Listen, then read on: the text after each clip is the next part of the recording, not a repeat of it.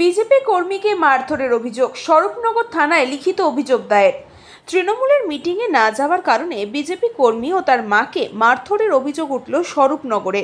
জানা যায়, স্বরূপনগরে গ্রাম পঞ্চায়েতে তেঁতুলিয়া খালদা এলাকায় ভীম বিশ্বাস নামে ওই বিজেপি কর্মীকে গতকাল রাত্রেই মারধর করার অভিযোগ ওঠে।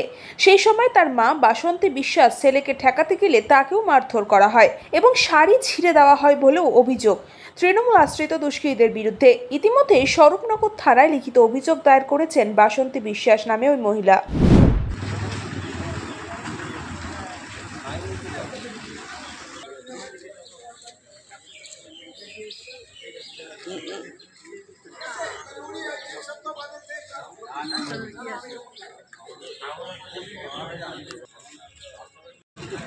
ওই কাপড়টা একটু টান দাও,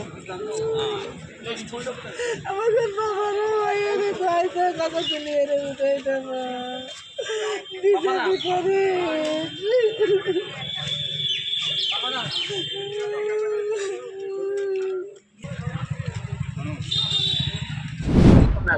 ওই আমরা এই যে থানার সামনে আমাকে ওই কি তো ওই টিএমসি তে আমরা যাইনি মিটিং এ, তাইতে আমাকে মারাধরা করেছে। আমাকে এসে আমার ছেলে ধরে মারেছে, বাড়িতে এসে ধাক্কা দিয়েছে, চুলির মুঠ ধরেছে, ধরে আমাকে মারেছে আমারে। তারপরে আমার ছেলে ধরে যে কেউ তো বাড়ি নেই, আমাকে বাড়ি এসে মারতেছে। বলছে তোরা এইটি ভোট দিবি, এইটি যদি ভোট না দিস তা তোকে বাং চুর করে সব ফেলাই দেবো, তোকে ভোট কাটিয়ে দেবো, তোকে এ কাটিয়ে দেবো, তোকে ভাবিছিস কি তোরা না। তারপরে করছে কি তোরা কারে ডেকে নিয়ে আসবি, নিয়ে আয়, তোকে দেশ কেন কি করতে আয়, এইসব কয়েছে। আমার ছেলেরে ঘরে মারতি উঠোনে নিয়ে আসছে। উঠোনে নিয়ে আসলে আমি করছি এইবার তো আমার ছেলেটা তো বাঁচবে না। এইবার আমার ছেলেটারে আমি যে বেড়ে ঠিয়াই দিছি, তাকে ঠিয়াই দিলি। আর তারপরে আমার চুলির মুঠ ধরে আমার ধাক্কা দিয়েছে, ধাক্কা দিয়ে আমারে মারেছে। এ করেছে হলো টিএমসি আলারা। আমরা বিজেপি করি। মারলো আমাকে ওই মিটিং এ যাইনি, তাইতে ওই যাইনি হলো টিএমসি মিটিং এ। গতকাল রাত্রি বাড়ি আসি, যখন 8টা বাজে তখন বাড়ি এসে টিএমসি নেতারা আমাকে বলতেছে তুই মিটিং এ যাইতে হবে। আমি তখন বলেছি আমি মিটিং এ যাবো না। যখন বললাম যাবো না, তখন আমি যখন ঘরে যাচ্ছি, ঘরের ভেতরে 4-5টা ছেলে এসে আমাকে মারতে ঘরের ভেতরে মারতে উঠোনে নিয়ে আসে। উঠোনে যখন নিয়ে আসলো, আমি যখন পড়ে গেলাম তখন আমার গলায় পা ধরলো, আর আছে গলা ধরলো, পা দিয়ে আমাকে পাড়ায় ধরলো। আমার তো লাঠি চর তো মারতে আছে সেই সবসময়। কখন ঘটেছে এই ঘটনা? কখন ঘটেছে? কালকে রাত 8টায় ঘটেছে।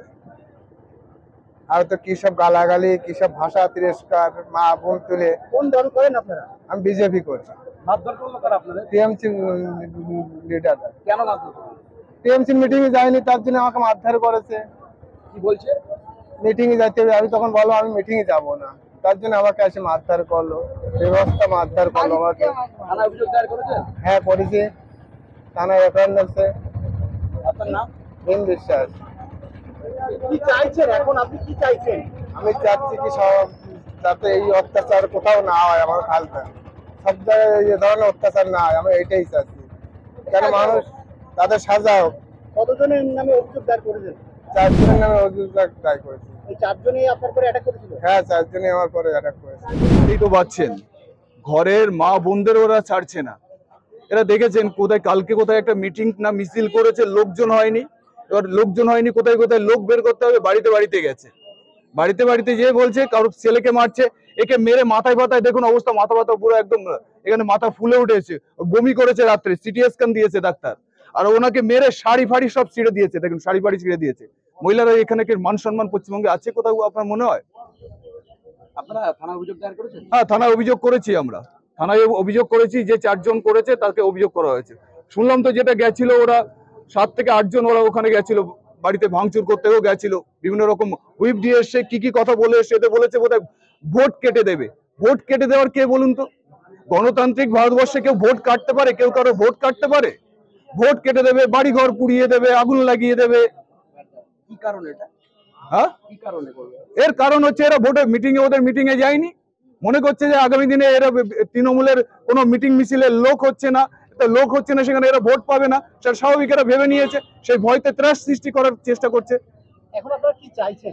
আমরা চাইছি অবিলম্বে দোষীদের গ্রেপ্তার করার জন্য দাবি করে এসেছি এবং পুলিশ প্রশাসনকে এফআইআর এবং সবকিছু করে এসেছি। আমরা অভিযোগ করা হয়েছে, এখানে এফআইআর কপিতে লেখা আছে, এখানে পরিষ্কারভাবে লেখা রয়েছে 4 জনের নামে। আগামী দিনে যদি কোনো এই ব্যাপারে কোনো পুলিশ প্রশাসন কোনো ব্যবস্থা না নেয়, কি আপনারা কি বৃহত্তর আন্দোলনে যাবেন? আগামী দিন যদি এই ব্যবস্থা না নেয়, 24 ঘন্টার সময় দেওয়া হয়েছে, কোনো রকম কোনো যদি ব্যবস্থা না নেয়, আমরা এখানে তো আমরা কাউকে বলিনি, সকালবেলা কাউকেই বলিনি, আমরা কোনো কার্যকর পুলিশ প্রশাসনের উপর ভরসা এবং বিশ্বাস আছে বলে আমরা কাউকেই বলিনি। আগামী দিন আমরা বৃহত্তর আন্দোলনে সন্দেশখালীর মতন ঘটনা এখানেও ঘটিয়ে দেবো। ব্যুরো রিপোর্ট, নিউজ বঙ্গ টাইম। আস্থা পলিক্লিনিক ও ডায়াগনস্টিক সেন্টার, এক ছাদের তলায় বিশিষ্ট চিকিৎসকদের চিকিৎসা পরিষেবা পেতে আজই আসুন আস্থা পলিক্লিনিক ও ডায়াগনস্টিক সেন্টারে। আমাদের ঠিকানা নোনা চন্দনপুকুর, চ্যাটার্জিপাড়া। আমাদের যোগাযোগ নম্বর 7003758330। फास्ट मूविंग वर्ल्ड में वही आगे है जिसके पास है स्पीड, जैसे मेघबाला ब्रॉडबैंड। सही स्पीड सही पहचान। सो अगर कांस्टेंट फास्ट स्पीड चाहिए तो ले आइए Meghbala broadband. New Shatarupa one stop solution for your smart choice. এখানে সকল প্রকার ব্র্যান্ডেড কোম্পানির TV, fridge, mobile, computer, laptop, sound system এবং মোবাইল ও কম্পিউটার অ্যাক্সেসরিজ সঠিক মূল্যে বিক্রয় করা হয়। প্রতিটি কেনাকাটায় আকর্ষণীয় ছাড় এবং নিশ্চিত উপহার।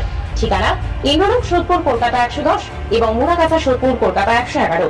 Animesh Suzuki, BT road, Agarpara. Motorcycle মানে সুজুকি। মোটরসাইকেল সেল এবং সার্ভিস করানো হয় অত্যাধুনিক যন্ত্রের মাধ্যমে। এখানে অত্যাধুনিক মডেলের বিভিন্ন গাড়ি পাওয়া যায়। পাবেন Suzuki Hayabusa, Suzuki Gixxer, Suzuki Bergman, Suzuki access 125 এবং সাথে সার্ভিস সেন্টারের সমস্ত সুবিধা। আমাদের শাখা আগরপাড়া, ব্যারাকপুর ভিআইপি তে। সকলকে সাদর আমন্ত্রণ। ওম সাই ব্যাংকুয়েট অ্যান্ড গেস্ট হাউস। আপনার পরিবারের যে কোনো সামাজিক অনুষ্ঠানের জন্য আসুন ওম সাই ব্যাংকুয়েট অ্যান্ড গেস্ট হাউসে। এই অঞ্চলের সবচেয়ে বড় সেরা ব্যাংকুয়েট। সিজন টাইমের ভিড় এড়াতে এখনই বুকিং করুন।